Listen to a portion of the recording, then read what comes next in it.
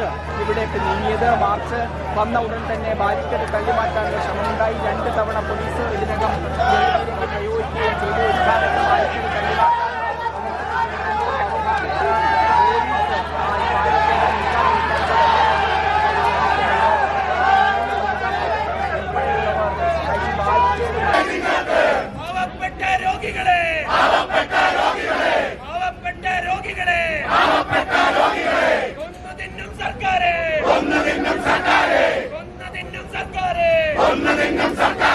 പിണറായി വിജയൻ സർക്കാർ കേരള നാടിന് നാണക്കേട്, കേരള നാടിന് നാണക്കേട്, ആളെ കൊല്ലും സർക്കാർ, പിണറായി വിജയൻ സർക്കാർ.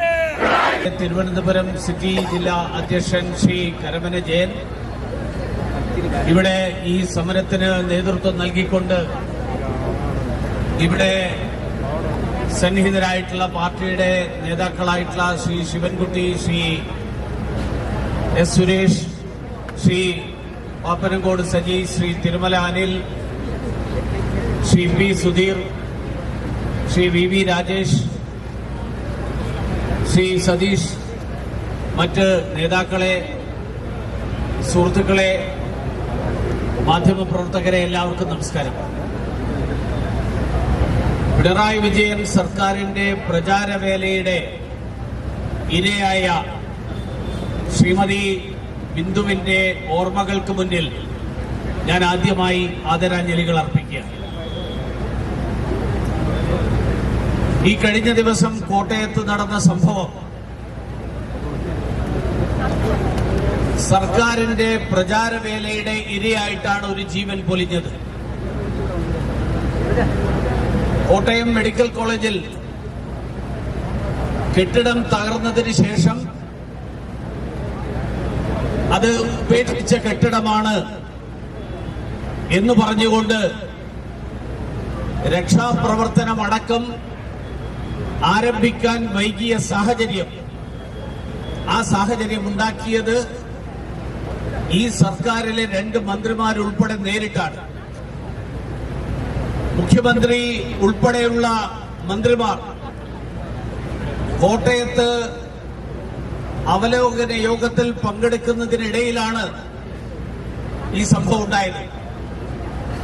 മുഖ്യമന്ത്രിയുടെ നേരിട്ട് ചുമതലയിലുള്ളതാണ് ഡിസാസ്റ്റർ മാനേജ്മെന്റ് അതോറിറ്റി.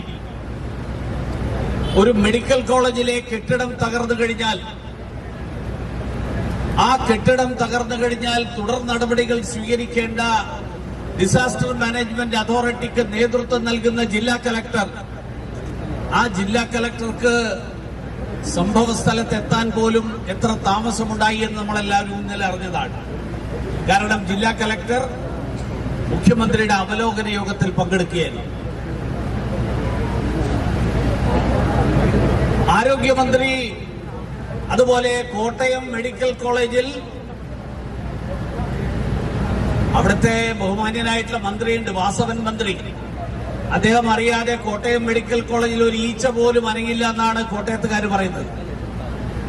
അദ്ദേഹം അവിടെ നേരിട്ട് വന്ന്, ഇവർ 2 പേരും നേരിട്ട് വന്ന് നേരിട്ട് സർട്ടിഫിക്കറ്റ് കൊടുത്തു.